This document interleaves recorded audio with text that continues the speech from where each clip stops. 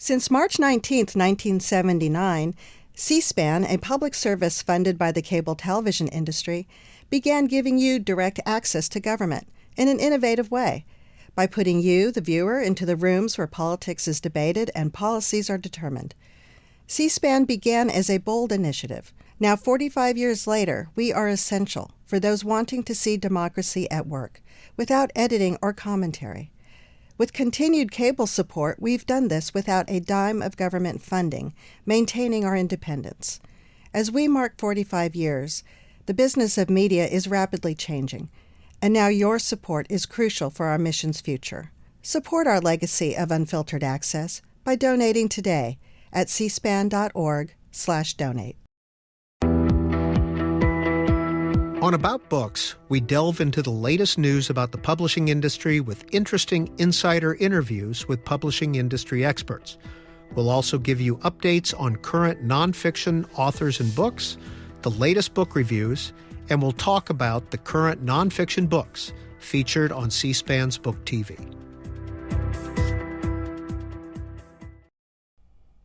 And welcome to About Books. In a few minutes, we're going to chat with Brenna Connor, a books industry analyst at Circana, about book sales numbers in the United States in the first quarter of 2024. But first, here's some of the latest news from the publishing world. Well, 5 publishers have now joined Penguin Random House in its federal suit challenging an Iowa state law that prohibits books featuring descriptions of sex acts in K-12 school libraries and classrooms. Hachette, HarperCollins, Macmillan, Simon & Schuster, and Sourcebooks have signed on to that lawsuit challenging Iowa's State File 496, as it's known. In a joint statement, the publishers said, quote, "The alarming rise of book bans across the country demands our collective action. Now, more than ever, we must stand firmly with our authors and readers to defend the fundamental right to read and freedom of expression." A recent PEN America analysis found more than 4,000 instances of bans or attempted book bans in more than 50 public school districts across the country from July to December of 2023. In other news, Politico reported that Simon & Schuster has withdrawn a contract for a book about President Joe Biden that was being written by Axios national political reporter Alex Thompson. Politico attributed the move to the lack of demand for books about President Biden. The publication noted sales numbers for Chris Whipple's The Fight of His Life and Franklin Foer's The Last Politician. Those 2 recent books about Joe Biden combined for less than 20,000 copies sold. On social media, Alex Thompson confirmed Politico's report, but said that he was still working on that book and is aiming for a 2025 release with a new publisher. And speaking of Simon & Schuster, as Book TV viewers know, Simon & Schuster is celebrating 100 years of being in the publishing business. Recently, Book TV's Peter Slen sat down with Simon & Schuster CEO Jonathan Karp to talk about the company and its history. One of the key figures that Mr. Karp discussed was the late Simon & Schuster editor Alice Mayhew. She was known as the Queen of the Beltway book. Here's part of that conversation with Jonathan Karp and Peter Slen. Alice was one of the reasons I wanted to come to work at Simon & Schuster. I would say that Alice worked with some of the greatest authors of our time, and some of them are still with us, most notably Walter Isaacson, Bob Woodward, David Maraniss. She was an extraordinary person and editor. She cared deeply about her authors, and she was constantly in touch with them. Doris Kearns Goodwin, who I've had the real great privilege and pleasure to work with. After Alice passed away, I began working with Doris, and we're about to publish Doris's next book. It's coming out in April, and it's called An Unfinished Love Story, and it's one of the greatest experiences I've had as an editor working with Doris. And Alice was her champion for decades. Starting, I think, with No Ordinary Time and Team of Rivals. Alice worked with Bob Woodward on all of his books, and it was a true respectful editorial relationship. And in fact, when Alice passed away, I think all 3 of those authors dedicated their books to her. She was a great editor, and we miss her. And for those of us in Washington, she was informally known as the Queen of the Beltway book, books about Washington, nonfiction books. So I wanted She to make... was, and she also refused to give an interview. Yes. And I begged her, and I tried so hard. The Wall Street Journal was going to put her on the front page. She wouldn't do it. So I really would like to pay homage to her. She was she was in the arena with the author and had such incredible curiosity. I think that she started with, I believe that John Dean's book, Blind Ambition, that was actually her title. She also worked with, oh gosh, there's so many, Taylor Branch, who we still publish, his award-winning series on Martin Luther King, his trilogy. Alice edited all those books, and she was relentless. When she wanted to sign up a book, there was no avoiding her, and she really went the extra mile for her authors. And she really is the personification of what an editor is, what I hope a Simon and Schuster editor will always be, and it's a flame we very much want to keep alive. And you can watch a longer interview with Jonathan Karp about the 100th anniversary of Simon & Schuster on our website at booktv.org. And now a look at the U.S. book market in the first quarter of 2024. Joining us is Brenna Connor, a books industry analyst at the market research group Circana. Brenna Connor, Circana just released its first quarter snapshot for 2024. So how did the U.S. book industry do in the first 3 months of this year? Yep. So in the first quarter of 2024, book sales reached 195 million units, which is down 3% compared to what we measured in the first quarter of 2023.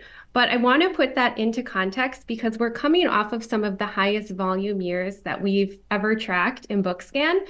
So our data goes back to 2004. We have 20 years of history, and 2021 was the highest volume year that we've ever tracked in BookScan, and 2022 was the second highest. So even though we're seeing softer sales when we compare to prior year, we're still very strong by historical standards. So I like to measure versus 2019 because 2019 was kind of our last normal year in the book market. This was before the pandemic. This was before Book Talk. So Q1 sales versus Q1 in 2019 are actually up 18%. So very healthy and strong market. So who's selling and what genres are selling in 2024? Sure. So the bright spots of growth in Q1 include adult fiction as well as young adult fiction.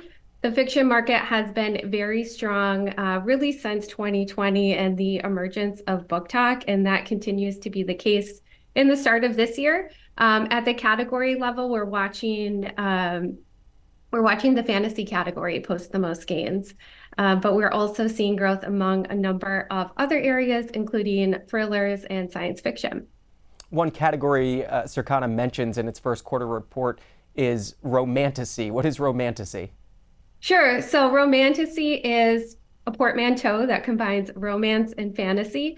It's a romance storyline that takes place in a fantasy setting. And romantasy is certainly behind a lot of the growth that we're watching within the fantasy category. Right now, the dominating authors are Sarah J. Maas along with Rebecca Yarros. But beyond those authors that are driving a lot of the growth, we do see a variety of others posting gains. So growth is coming from a diverse author list. Sarah J. Maas with some 3.1 million print books sold in the first quarter of 2024, according to the latest Circana report. It might be a good time to stop and explain what Circana is and what BookScan is. Sure. Yeah, that's a great question. So I can certainly talk more about that. So BookScan is a data set that measures print book sales in the U.S.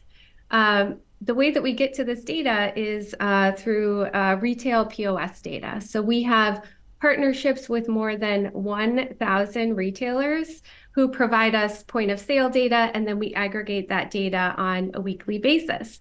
We benchmark our coverage at 85% of the US print book market, and our panel includes all of the major retailers that you would expect. So Amazon and Barnes and Noble. We also have big box stores like Target and Walmart, and many other stores. And then I also want to mention that we have over 900 independent bookstores included in our channel. So when you say we benchmark our numbers at 85% of the market, does that mean that the numbers that you point out in your report are, there's parts of the book market that you don't capture in this report? That's correct. So the areas of the market that we don't capture include library sales. So we're not tracking anything that libraries are purchasing. And then we also don't have full coverage into the self-published book market. So our data is really focused on trade channels. And how often is Circana putting out these reports? And who is the end user for this information that you put out? Sure. So our data is updated on a weekly basis, and we have kind of a number of teams that help us do that. So we have a technology team and a product team and a data quality team that are all working on the back end to make sure that our data is released on time and that our data remains accurate. So we're tracking about 13 million units each week across more than 16,000 retail locations. So as you can imagine, quite a lot of effort goes into making sure that our data is accurate and released timely. In terms of who uses our data, of course, publishers use our data. Literary agents are also using our data, book retailers, as well as media outlets. So on Book TV, we often or mostly focus on nonfiction books. How did nonfiction books sales do in the first quarter of 2024, especially compared to 2023? Adult nonfiction has been a struggling part of the market for the last few years. So adult nonfiction sales are down in the first quarter of the year compared to last year. The category that's driving the most decline is biography, but we are comparing against Q1 of last year when Prince Harry's Spare was released. Spare was the #1 overall best-selling book of 2023. So we're competing against some of those higher sales. But even when we exclude Spare, there's other categories posting softer sales. So this includes things like self-help and business. When was the last time a nonfiction or a biography did as well in sales as Spare? That's a good question. I think that it would be Michelle Obama's Becoming. That was a top seller, a bestseller, certainly. And the unique thing about Spare is that it sold a lot of units very quickly. So I think it hit 1 million in print unit sales within the first month of release. And Michelle Obama's Becoming also did the same. So what are the nonfiction books that are selling right now? So celebrity biography was a big one. So of course Spare fits into this, but Britney Spears' memoir that was released last year was also a top seller, and a number of other celebrity memoirs are doing quite well. And then the other thing I'd like to bring up as it relates to adult nonfiction is that I think some of the softer sales that we're watching in the print market can be explained by a format shift. So I think that there's some readers that are switching their print book reading for audiobook reading, particularly in the adult nonfiction market. And the reason behind this thinking is because the categories that we're seeing softer sales for in print are actually growing in the audiobook market. And why is that happening now? We've been talking about audiobooks for a long time. Audiobooks have been showing double-digit gains for the last 10 years. And they continue to be the fastest growing format. I think this is an area where kind of new readers are really coming in and engaging with audiobooks where they may not have engaged with print books. Spotify, of course, has also helped to grow sales in the audiobook market. So Spotify releasing a number of free hours for premium users to be able to listen to audiobooks. So I think Spotify is helping with that growth. How does that compare to the adult fiction? So the Sarah J. Maas and the Rebecca Yarros, are they also doing equally as well in the audiobook sales as the numbers that you're reporting in print book sales? Fiction is a strong area in the audiobook market, but it really does vary by author. So Sarah J. Maas is doing better in print formats, but title by title, sometimes I notice that audio sales are stronger than print sales. And one recent title that comes to mind is Ann Patchett's Tom Lake. So this was released in August of last year, and in the first month of sales, her audiobook sales actually surpassed her print book sales. And I think a big driver of that was because she had Meryl Streep narrating the audiobook. Can you talk about Kristen Hanna's The Women for a second? A book that sold about 100,000 copies or units more than the next bestseller just in the month of March. Yep. So Kristen Hanna always does well. She releases a new book really each spring. And when her books release, they always are topping the bestseller lists. And Kristen Hanna doing well. But another author that did almost twice as many units just in the month of March was Dave Pickney of the series Dogman. What is Dogman? Yes, so it's Dave Pilkey, and Dogman is a middle grade comic and graphic novel series. Dave Pilkey is, I guess, similar story to Kristen Hanna, where once a new release hits, he tops the bestseller list. But Dave Pilkey is one of the overall best-selling authors in the children's market, and his Dogman series is very popular. And then just staying on the children's market for a while, for folks who don't see these numbers month after month in these reports, they might be surprised that an author from the 1960s continues to have multiple bestsellers in the children's book section, Dr. Seuss. Yes, Dr. Seuss is often the #1 overall best-selling author in our data set. So we can look at best-selling titles, but then when we group all titles under a certain author and look at it by author, Dr. Seuss is often #1, if not certainly in the top 5 each year. He has a number of perennial bestsellers that are hitting the bestseller list. So, Oh, the Places You Go will appear on our March or our May bestseller list alongside of, graduation season. And then his titles always do well in March because of Seuss Week. So Seuss Week is a reading celebration that many schools and libraries celebrate, and it coincides with Theodore Geisel's birthday. So March is another popular month for Dr. Seuss book purchases. Brenna Connor, how long have you been in the book industry tracking business? Sure. So I have been on the books team here at Circana for the last 5 years, but I began my career in marketing. And how do you get into this work? That's a good question. I have loved books since I was a small child. Books have always been an important part of my life. Growing up, my favorite thing to do on the weekend was go to Barnes & Noble with my mom. So I was an English major in college, and I had hoped to work in the publishing world, which proved to be somewhat tricky to navigate because I was not from the New York area and I didn't have a lot of contacts within publishing. So I began working in marketing instead. I started off at a marketing agency, and then I moved to market research, which was with NPD at the time. So the NPD group acquired the books team from Nielsen in 2017. And when I was on the marketing team, that was kind of the first time that I realized there was a book group that did this.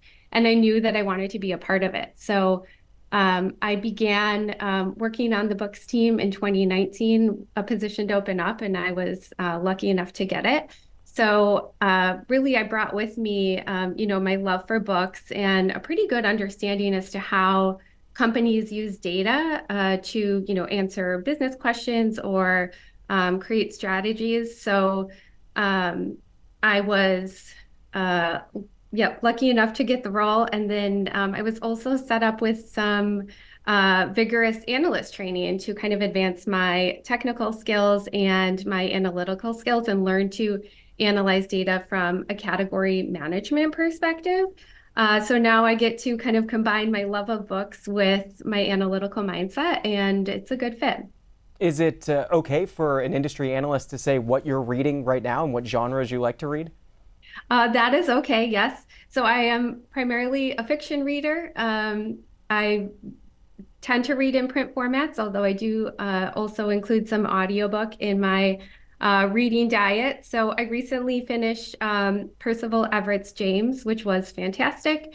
Also, as an English major and someone who appreciates classics, I always liked Huckleberry Finn. So very cool what Percival Everett did with James. And then I did start reading Sarah J. Maas, A Court of Thorns and Roses series. I had to understand what the hype was. Sarah J. Maas has been dominating the bestseller list this year, best-selling author year to date so far, and I needed to understand why. So I'm on book 2 in that series, and I am into it, and I understand why so many people are enjoying it. Just one of the 3.1 million print books sold in the first 3 months of this year by Sarah J. Maas.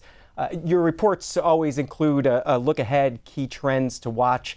One that jumped out to me from your latest report is that books are cool again. Yep. So I think that most of us in the world of, books and reading and people who work in this industry have always thought that books are cool. But now this idea is expanding. So we're watching a rise in engagement from young people on TikTok. Of course, talking about the books that they are enjoying on Book Talk. We're also watching beauty and fashion influencers use their platform to talk about the books they're reading and the books they're excited about.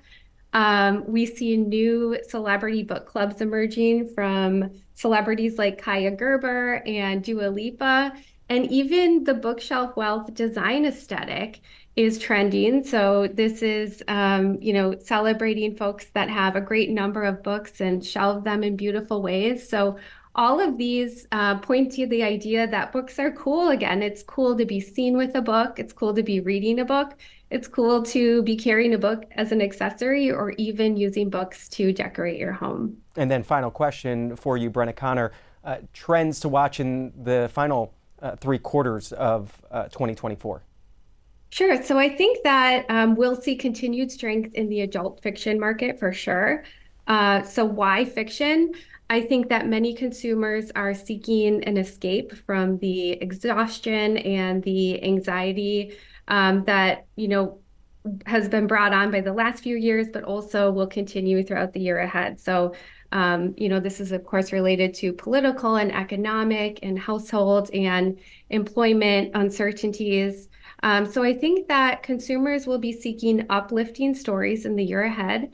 I think this will continue to benefit some of the categories that we're already watching grow, like fantasy and science fiction, but I think it will carry over into growth for literary fiction, contemporary fiction, as well as even romance. Brenna Connor is a director and industry analyst at Circana, and we appreciate your time with Book TV. Thank you. And this is About Books, a program and podcast produced by C-SPAN's Book TV. Well, each week, dozens of new books are published. Here's a few. Best-selling historian Doris Kearns Goodwin is out with her latest book, which is part biography, part memoir, and part history.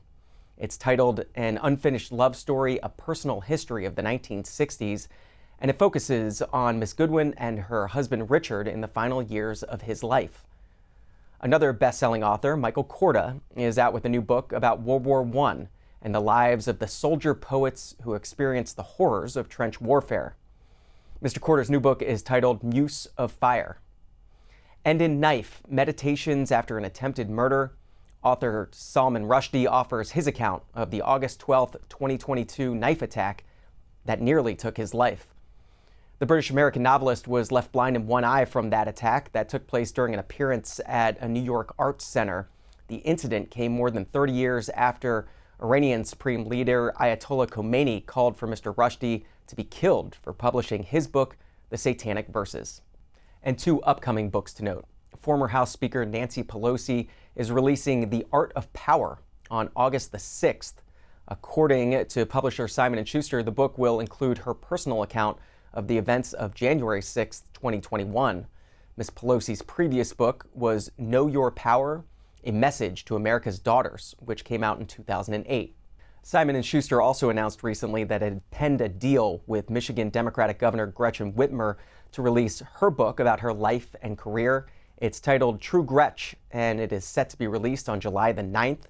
The Simon & Schuster press release quoted Governor Whitmer as saying, "No matter who you are or what you hope to achieve, I hope this book will help you find the good and use it to make a difference." She went on to say, "In this moment, our world is thirsty for compassion, empathy, big ideas, and the grit to get stuff done." And the governor didn't use the word stuff. And this week on Book TV's Afterwards program, USA Today's Susan Page discusses the life and career of journalist Barbara Walters. She was interviewed by former ABC News White House correspondent Ann Compton. Here's a preview. You know, we struggled a little with the title, and I would ask people, what should I title this biography of Barbara Walters? And people suggested things like $1 Million Baby or Ba Ba Wah Wah. I mean, these were actually slings and arrows that she endured, and it was interesting that that's what came to mind with some people when I talked about a biography of Barbara Walters. But it was my editor at Simon & Schuster, Priscilla Payton, who said, "She really strikes me as a rule breaker." And rule breaker seemed to be exactly right, because Barbara Walters broke every rule around. And, you know, she didn't just break rules, she ignored them. She pretended she couldn't see them. So the idea that a woman couldn't do serious interviews, she just ignored it and went ahead and scheduled serious interviews. The idea that a woman couldn't be paid as much as a man, well, she certainly blew that idea up. The idea later in life that a woman couldn't age on TV. You know, she was 67 when she embarked on her last big adventure, The View, the ABC talk show. So rule breakers seemed to me to be exactly right. A reminder that Afterwards airs every Sunday at 10 p.m. Eastern on Book TV. Well, thanks for joining us for About Books, a program and podcast produced by C-SPAN's Book TV. We'll continue to bring you publishing news and author programs. A reminder that you can get this program on the C-SPAN Now app. And you can also watch all our programs online anytime at booktv.org.